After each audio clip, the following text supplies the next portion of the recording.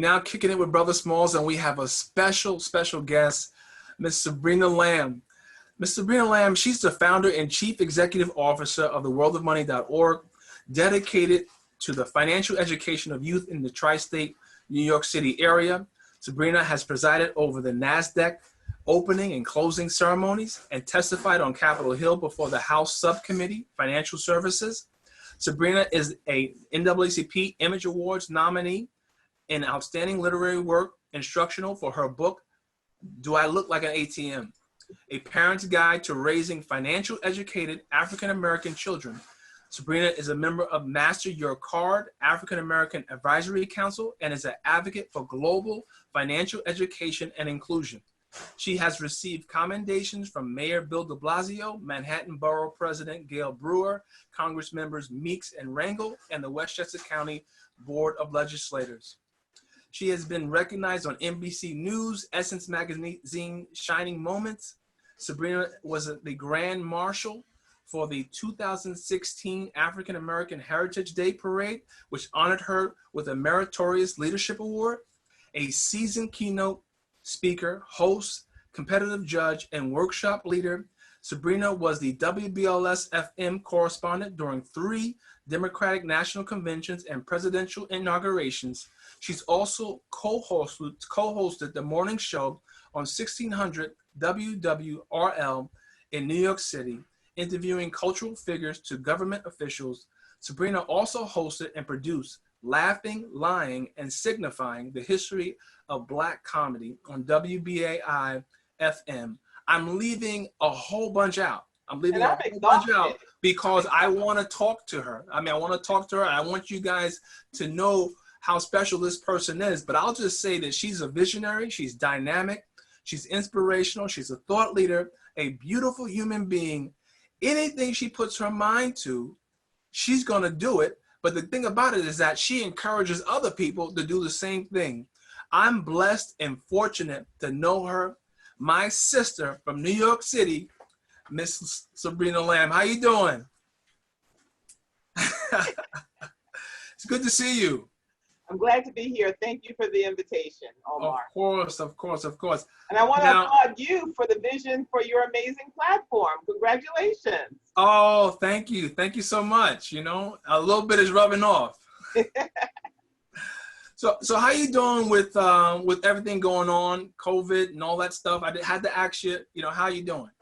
Right. So, at first, like most of us, was trying to figure it out, trying to find out what's going on and the path, make sure that, I was safe. Yep. And then I decided to use this, this trajectory or this space that we're in to see how I can, sit down and finish some projects that I have been working on and super excited. So I'm loving being, quarantined because I'm getting a lot of work done. Getting a lot of work done. Yeah. Now, what's the impact to the World of Money? Well, for the first time in 15 years, World of Money, I announced back in April that our 15th annual Youth Business Pitch Competition would be canceled. It was a huge decision because I miss my moguls. I miss my darling children. Miss them. I was watching videos of them just this morning, almost every day. Yep. And but I could not reconcile the fact that there was, and still there's no vaccine, very little universal testing, and I couldn't see us being self-quarantined and then coming back into a closed space. At World of Money, we guarantee the children that they experience not only physical, but emotional safety. And I did not believe and still don't believe that coming back together in a classroom environment, we graduated 172 children last year, would be safe. In fact, the day, maybe 3 or 4 days ago, Governor Cuomo said, if I was a parent of young children, I would not send them to any summer type of educational environment or any camp or institute or anything. But I wasn't waiting on Governor Cuomo. I don't wait for leadership. I have my own mind. And until those dots are checked, the remainder of our programming is canceled in person, but we've been having amazing, webinars and leveraging the power of technology to still continue the work. Tell us about World of Money. Just tell us about World of Money and your vision for World of Money. So 15 years ago, I was in attendance to a financial workshop for myself. And sometimes in life, you receive a whisper, a question, and the question was, wouldn't it be amazing if children, particularly those who look like you, but all children, could receive financial education? And then the second question came, how different would my life have been if I had received financial education as a child? Mm-hmm. Totally different. So I started to look around to research what was out there. And still, Omar, after 15 years, World of Money is still the only organization in the world that provides 120 immersive classroom hours of financial education for children ages 7 to 18. The only organization still. Our approach is holistic, it's immersive, it's interactive, it's fun, it's life applicable, it's culturally relevant. And so that's World of Money, still to this day. No, tell us a little bit about what happens when a kid goes to World of Money and the type of education they get in that week. Yeah, so the Institute operates over 3 weeks, and parents choose which week they would like their child to attend. And so each day builds upon the previous day. So the first day, we don't begin with credit or trust or wills. We have to unpack that child's belief system and give them confidence that they, particularly if they're of African descent, that they are perfectly aligned with this very powerful currency called money. And many children, particularly those of African descent, do not believe. They believe that they see themselves only as consumers. So we spend almost every day unpacking their belief systems about themselves.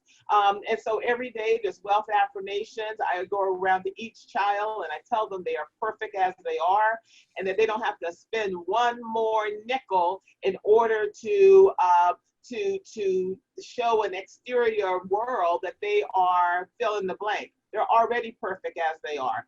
And so our determination, Omar, is to move them from being just consumers rather, to being investors and improve their academic focus, as well as entrepreneurs and philanthropists. Definitely philanthropists, and many people say, well, what does that have to do with financial education? Right. And I would say it has everything to do with financial education, because nothing can enter a closed fist. And our approach is not about hoard or greed. I'm going to get my money and I'm going to flaunt my money. That's not the proper relationship with money. Right. So in order to have one, we teach children they must learn, earn, save, invest, and donate. That's right. That's right. One of the things that I love about your program and I love about you is that you have such high expectations for all of the kids that go there. Yeah. So, there's no excuses. There's no. Would you like to share your pain on my expectations? I'm telling you, there. When the kid goes to your World of Money, they know that they're valued, but they also know that they can't half step. Right, and that's why it's an institute. It's not a camp where there's movie stars and swimming pools. We have to play generational catch up. And still, after, generations, the so-called school systems are not equipped or not determined or not intentional about providing immersive financial education. And so I'm never going to create a space where, we have low expectations for children. No. And the other reason why is because children will despise you for it if you expect less than that. And every time that we raise the bar very, very high for children, no matter whether it's the wealth work or the activities or what they have to do, the thrill, the joy that I hear coming out of the respective classroom is just pure joy, because they've been waiting for someone to say, you can do this, and here's more for you to do. Tapping in that value. I mean, again, each of the instructors, they see the value, but you're tapping in that value, and expecting them to thrive, and that's a great thing. One of the other things that I appreciate about the program is that the opportunities that you provide, not only for the kids, but also for the families. Can you talk about that? So we have annual community day as a service where children and their parents deliver meals to seniors or beautified parks, because we're at a space, and we've been so for years, where there's no, there's no opportunity. Everybody can do something to create value in the world. They're sitting on the sideline. I don't know what world that is. Well, there's so much to do, so much to serve. And when we look at gatekeepers, whether it's universities or, career opportunities, they always ask, what is your philanthropic focus? And it's just a bad look to come into the space and say, I have a blank resume when it comes to service. And so we provide that. Years ago, we had trips, global trips, whether it was 2 tours of China, mainland China and Hong Kong, South Africa, Cuba, and they were just glorious. We haven't done it in years, but they were just glorious. Why several years back, why did you, start with the travel? Tell us about that. I want children to see a global world and to have heart-to-heart dialogue with children in other places, as opposed to seeing them as them and other, and I can't connect. And if they're going to be entrepreneurs, they should be providing services and products that they can possibly be clients. And the only way that we're going to have an empathetic and compassionate world, whether we travel or not, whether we see, the culture that is, down Chinatown, or the Spanish community, or what have you, is to open our hearts and have heart-to-heart dialogue, as opposed to seeing them as other, because we wouldn't want that done for ourselves. No, definitely. And being connected to World of Money, full disclosure, all three of my kids have been, been at the Institute, and actually I've been at some of the trips. Right behind me is the Shanghai Business District, and because of you and because of the organization, we visited wonderful places around the world. And I can say there was a lot of firsts because of my involvement with the World of Money. Wow. Prior to the World of Money, I haven't been to Asia, and I need to go back. But prior to the World of Money, I didn't go to Asia. Prior to the World of Money, I didn't have a front row seat to the Thanksgiving Day parade. Yes. Yeah. Prior to the World of Money, I went to the White House, but there's so many different things and experiences that I've had as an adult that I didn't have as a kid because of the World of Money.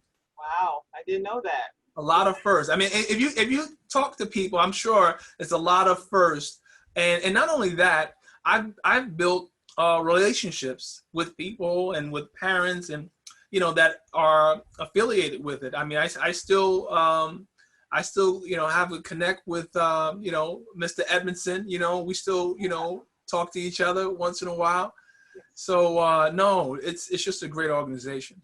Thank you. Thank you. Yeah.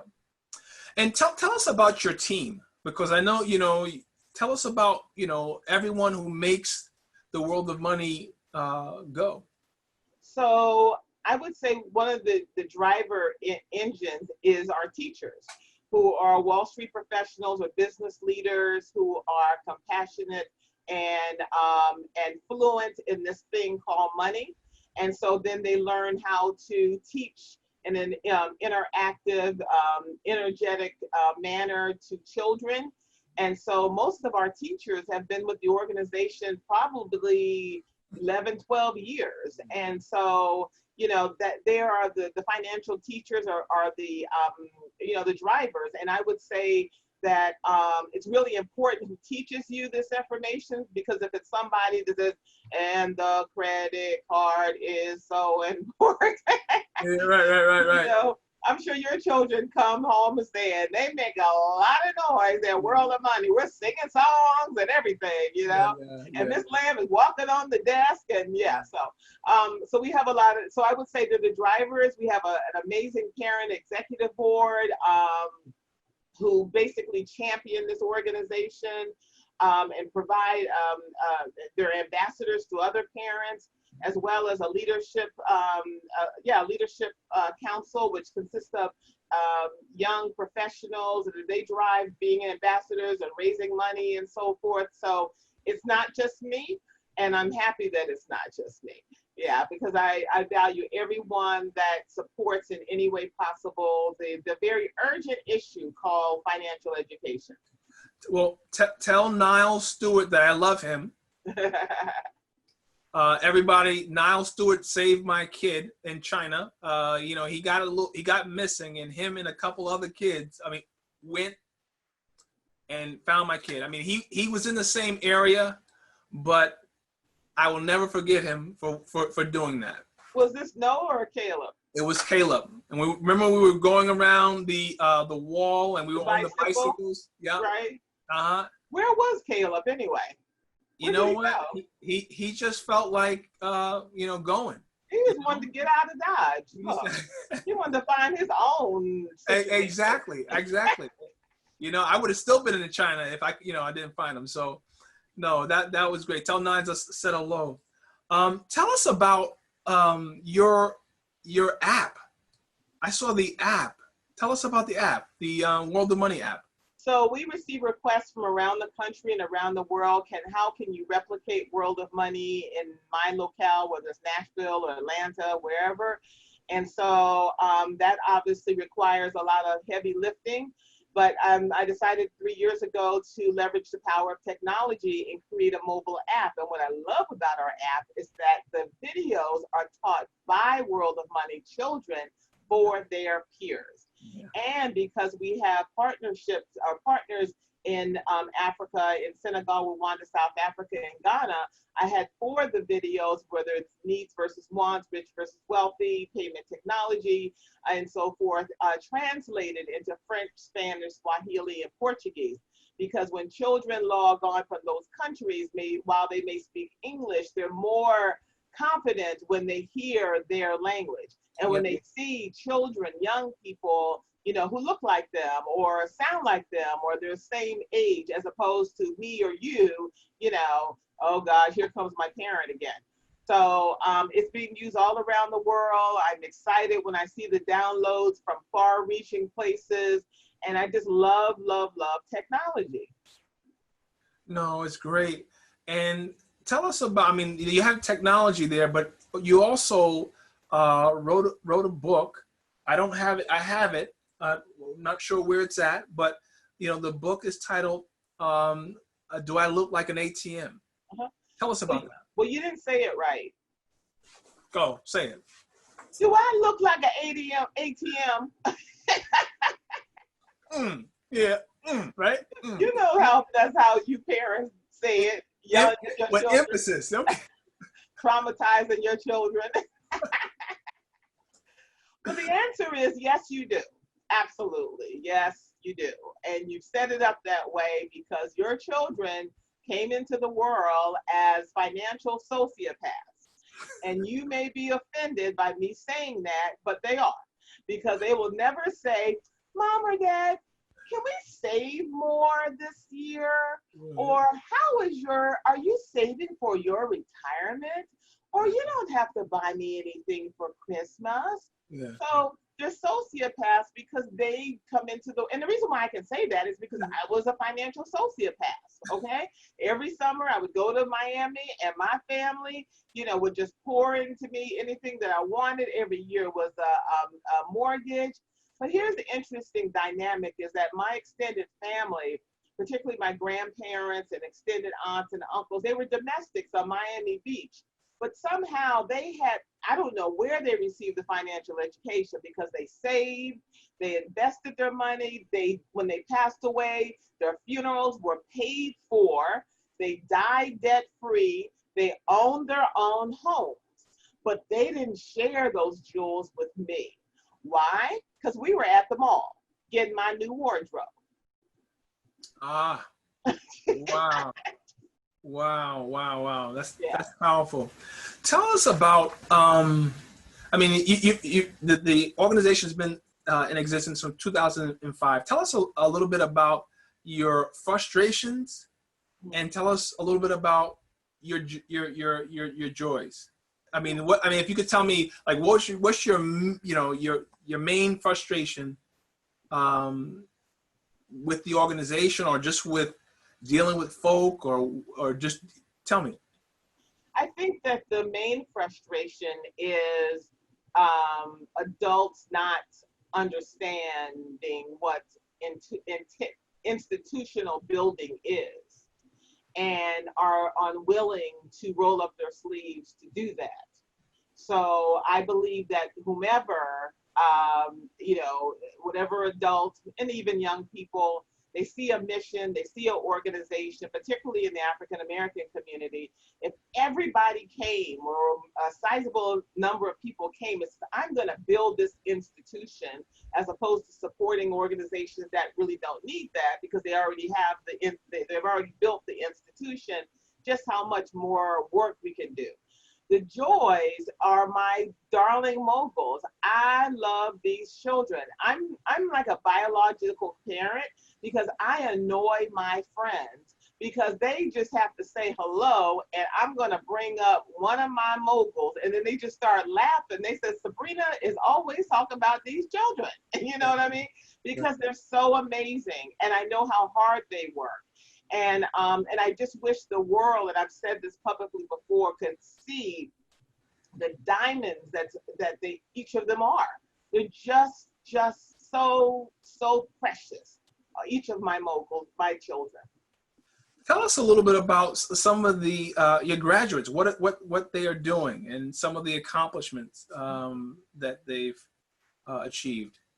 So I love the fact that many of our graduates are still in touch with the organization. We've hired them, still mentor them. I think, for example, Garrett Collins, who is about to graduate from Dartmouth, who, when he first started attending World of Money, when he was 11 years old, he told his mother, I am too young to know this, and I don't want to go. And she yelled at him and said, you are going. And so when he attended World of Money and saw the promised land, this child's whole perspective on financial services and working on Wall Street absolutely changed.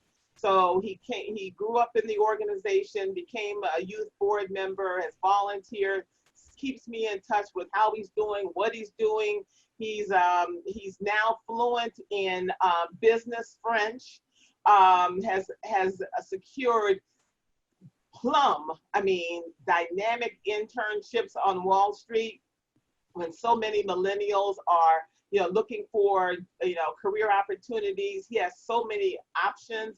I think of Dante Stewart. He's graduated from college. He was World of Money's first Posse scholar, so he's graduating from DePaul University, debt free.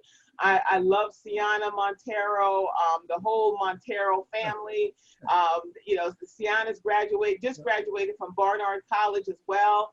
She received Plum internships, and now she's been hired by LinkedIn. I love the fact that they took the information and applied the information in terms of savings account and investing and philanthropy. And they always reach out and say, how can I help? What can I do? Yeah, and you guys have provided so many different opportunities. I'm Prep for Prep and all of these other organizations that you expose, the kids to. How can we support? How can we become a partner with World of Money? Mm-hmm. We, in terms of the America, my audience. Right. So I would reach out and say, this is the resource that I would like to provide.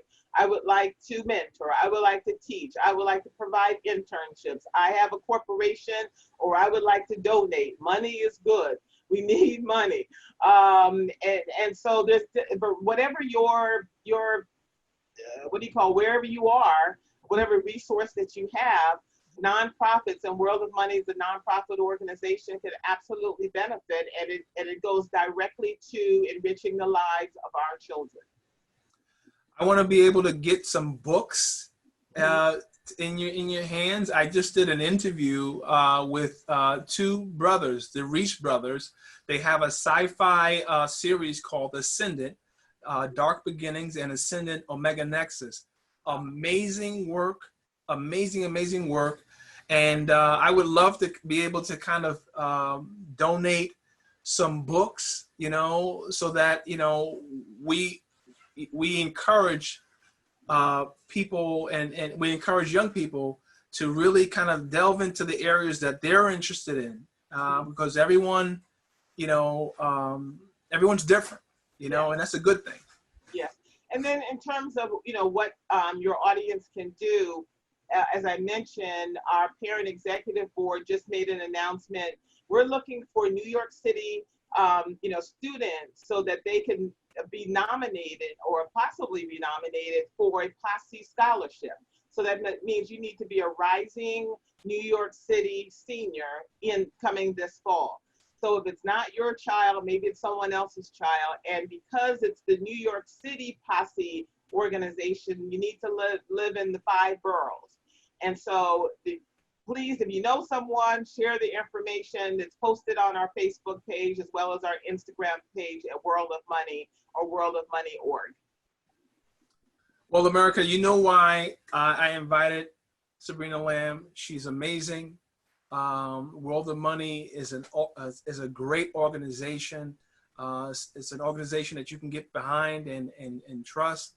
And you know, I just thank you for being a special guest on the show. And before we go, I wanted to know if there was anything else you wanted to say, or you know, I know I'm your upstate brother, you know. So. So I would say everyone should log on to worldofmoney.org and sign up for the newsletter. We're going to have a very special announcement. We'll be launching our online virtual classroom very soon, and so you'll be notified. Make sure you log on to worldofmoney.org. No, definitely we'll do that, and we'll get some students in there, you know, when it's available. Sabrina, thank you so much for being on the show. Thank you so much for having me. I got one more question. No. One more question. One more question. Yeah. Will you come back? Absolutely. Oh, okay. That's it. Thank you so much. Thank you. Thank you. Bye. Bye-bye. Informs, uplifts, and elevates, and inspires. Take